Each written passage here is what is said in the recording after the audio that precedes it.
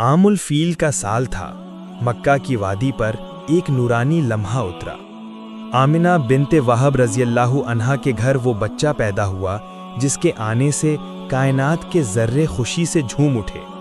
یہ تھے محمد بن عبداللہ صلی اللہ علیہ وسلم۔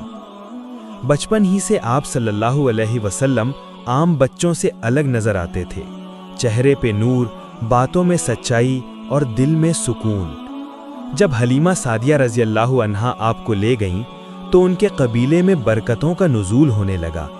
ان کی سوکھی زمینیں سرسبز ہو گئیں اور اونٹنیاں دودھ سے بھر گئیں۔ سب نے محسوس کیا کہ یہ کوئی عام بچہ نہیں، یہ اللہ کے خاص بندے ہیں۔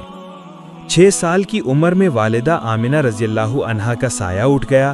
پھر دادا عبد المطلب رضی اللہ عنہ نے پرورش فرمائی اور ان کے بعد چچا ابو طالب نے محبت سے حفاظت کی۔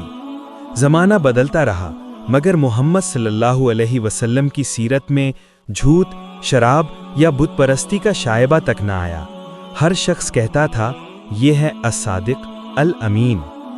جب جوان ہوئے تو تجارت اختیار کی۔ ان کی دیانت داری نے حضرت خدیجہ رضی اللہ عنہا کے دل میں اعتماد پیدا کیا اور یہی اعتماد بعد میں نکاح مبارک کا سبب بنا۔ یوں مکہ کی خاک سے وہ نور چمکا جس نے آنے والے زمانوں کو منور کر دیا۔ یہ آغاز تھا اس ہستی کی کہانی کا جس کا نام ہے محمد صلی اللہ علیہ وسلم، رحمت دو جہاں۔